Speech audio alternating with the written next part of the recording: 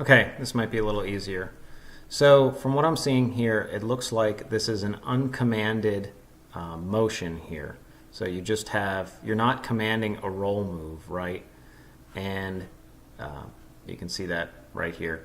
And it just starting to oscillate once you hit a certain throttle. So there's a couple things you can try here. From what I initially see, it looks like the D term is delayed a little too much. When the peak of the D term, essentially, it's not perfectly in line, but it lines up pretty darn close with the peak of the P term. For uncommanded motions, that means they're going to do the same thing, essentially. So there's really nothing protecting it from an overshoot. So it's going to push right past the set point, and then it's going to say, whoa, I'm past the set point, and just keep oscillating back and forth and back and forth and back and forth. The D term really needs to be there to dampen that. Now, when you have a commanded stick move, D term will always oppose P term because P term will push it into the move. So that's different. When it's an uncommanded motion like you have here or in prop wash, they kind of work together. They're on the same side. So this is more how it should work. And it's subtle, honestly. You can see that the peak of the D term precedes the P term. And in general, that's occurring throughout this whole thing. And that means that as the P term is still pushing to get to the set point, you can see right at that spot here where the set point is being reached, the D term is opposing that. You can see right here, this P term is pushing it to get back to, pushing this gyro signal to continue to come down, and the D term starts to oppose that. And you can kind of look over here at your percentages, right? So you can see, okay, well, they're both negative, so they're both working to push together, and then right at this point they flip, and then the P term or the D term is opposing the P term, so it's actually greater in magnitude. See that here, where the P term is greater in magnitude, or the D term is greater in magnitude than the P term, and that's arresting it to not overshoot. Now the ratio between the two is kind of what I talked about before, where maybe you need more or less D to be an arresting factor for the P. That's just in the PID tune. But back to your log, that can occur if they're in the same sign. So the D is preceding it, but it's very subtle, and when we're looking down through here, you can see it's just either you need more D term for the amount of P term you have, more D gains, essentially, higher D gains to arrest that, or from kind of what I'm seeing just at a glance here, it looks like they're kind of in the same sign. And when I look at the header file and I see that it's a biquad filter at 65 hertz, that's a whole, and then there's also a 200 hertz low pass filter as well. That's a whole lot of latency on the D term, so that's shifted way back. I can look here. So just adding it up, you have a biquad at 65 hertz and then a PT1 at 200 hertz for a total D term latency of 4.3 milliseconds.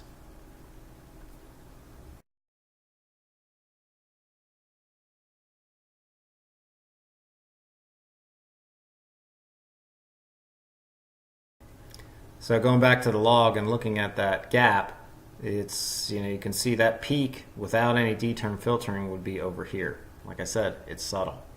Now you're going to have some D term filtering, so the peak is really going to be more in this area. Again, it's subtle.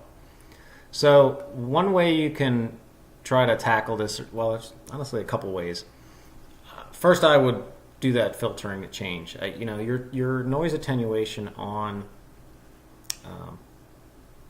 this thing, like the filtering, is fine. I wouldn't see why you'd need such a low D term biquad filter. I would raise those up. Honestly, Well, personally, I would take that. Let me look here real quick.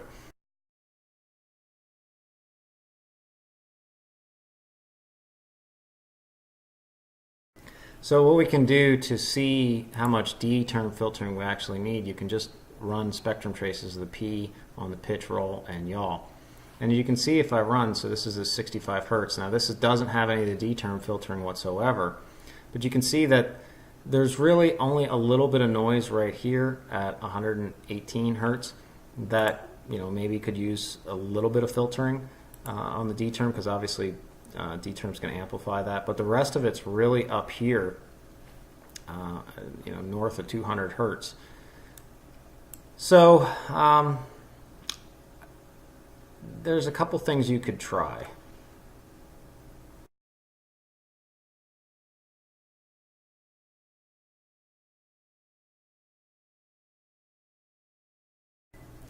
So the first thing I would do is that secondary low-pass filter. I'm not sure with Butterfly if it even is working or not. I know with the buttered PIDs, some stuff is broke. Like if you look in your traces, you'll also see this little jerk here? Well, that's all over the place in here, and that's Butterfly with the buttered PIDs. It's really Butterfly's really Betaflight 3.5, but they rebased it, and rebasing's easy, but catching all the little things that you need to change is kind of hard. So they missed this. There's some glitching going on there. Personally, if it would be me, I would run Betaflight instead of Butterfly on the Helio. I have a Hex that you could use the dynamic notch or not. You don't need the dynamic notch here, so I wouldn't use that. I wouldn't use the dynamic notch on, but just you wouldn't have all the little glitchy things, especially with in a black box log. Like this wouldn't occur. This would be fully filled out and not missing fields and weird stuff like that.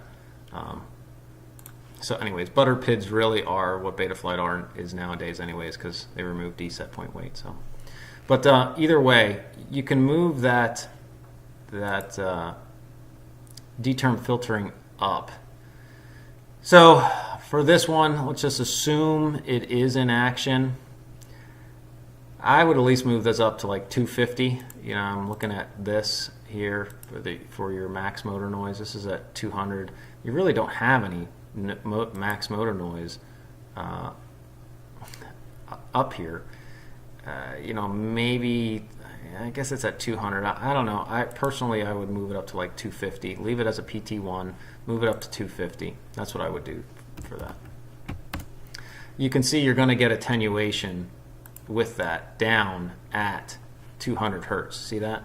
So just because the cutoff's at 250 doesn't mean, especially for a PT1, that attenuation slope. So this is that graph. You can see this is 250, but see it's still attenuating back to 100 hertz and even back beyond that. So the whole concept of a cutoff is a little skewed. People think oh, it doesn't filter anything below it. It surely does, especially for a PT1 filter type.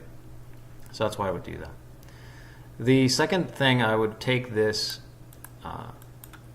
the first low pass filter, and I would move that up to 150.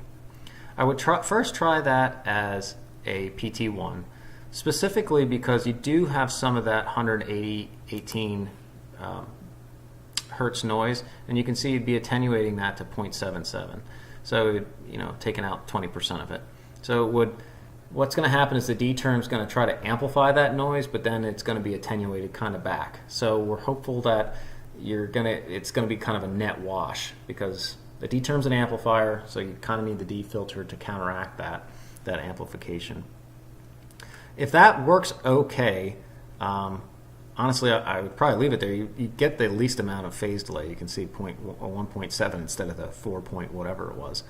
And the other thing that folks try, but I don't think it's necessarily, where people are going is, keeping this as a biquad. And you could give it a shot if you want to play around.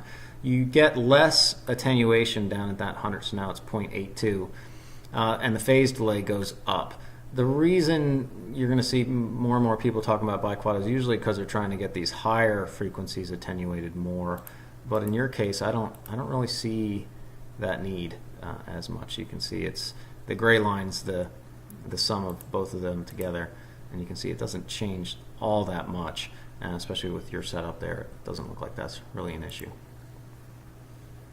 One advantage of the PT1 though, or the biquad, is it does filter less below the cutoff.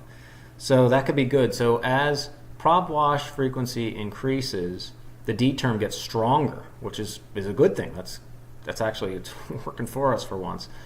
And so like, this is a little known fact, but like your D gains of 20, that's just a starting point.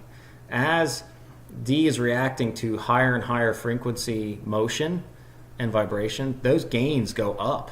They double. The gains double as frequencies double. So that's kind of why we have that D filtering, and we need that there. So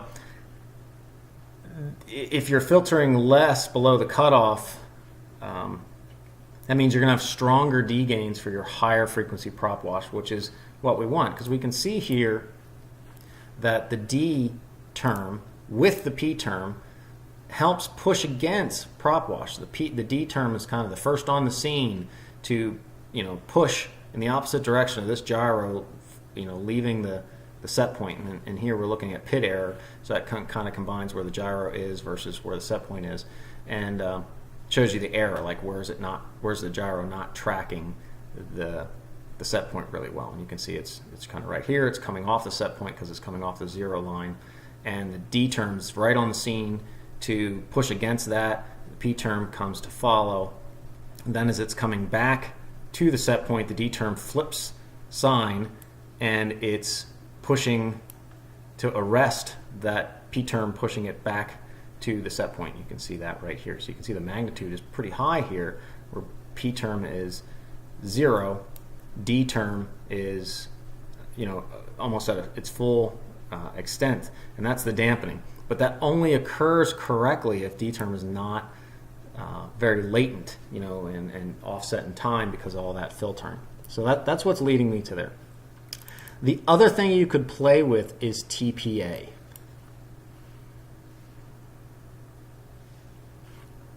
So if I go into here and I hit the H key, oh, that's not your log, that's my log. If I hit the H key here, I didn't take note, so you have TPA of 0.1 at 1650.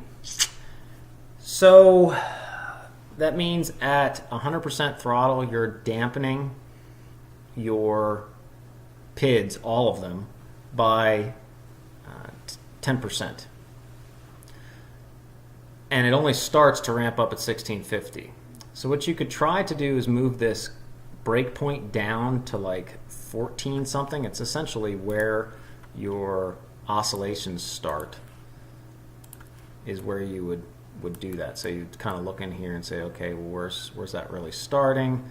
It's really starting like right here. So that's 14, I don't know, say it's 1450. So you'd move your breakpoint there, and then you'd keep moving the percentage up, that 0.1. You'd keep sliding that up. You'd first fly to 0.1, see if that works. If it's not, then 0.2, then 0.3, then 0.4.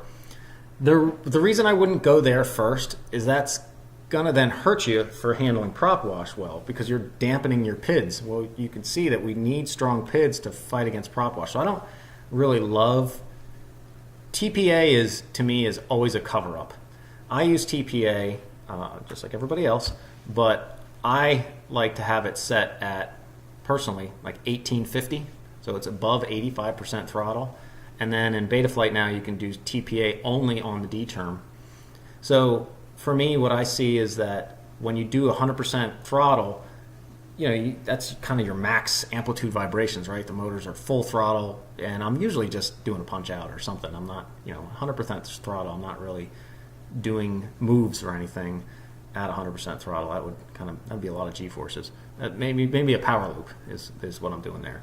But the D term I'll see start to really spike because of those vibrations, and so what we're doing there is that I'm using a TPA above 85% throttle, and then I'm using the TPA only on the D term, not the P term, and I'm using it usually at half. So it's cutting the D term in half at that point. And the vibrations that the D-term are doing are really, really super high frequency. So it's kind of just cutting it back to be what's setting in the PIDs. It's not really cutting it down. And I don't need, I'm not tackling prop wash at 85%. And honestly, I've tuned that number, so I've done a bunch of prop wash runs, really hard, as fast as I can, 180 degree turns, and I look at my throttle when I'm kind of flipping around and punching back the other way, and I really don't get above 85% throttle. I don't jam it full stick to get out of that prop wash condition, so my TPA is not really affecting my prop wash state and that kind of stuff. So those are two things to try. See, my recommendations first is, get that D-term filtering, play around with that, and see if that should address the issue. If not, you can go with the TPA thing. As long as you're using multi-shot, I've noticed that is a thing. I don't notice it with stock Betaflight, but I do notice it with Flight 1, and I haven't played around with it enough for Helio, but I'm not totally clear on why that is for multi-shot versus D-shot. But so you're on multi-shot, I would do the filtering, and if that's either not working for you or you just want to go a different route, then you can mess with TPA. Okay, hope this helped.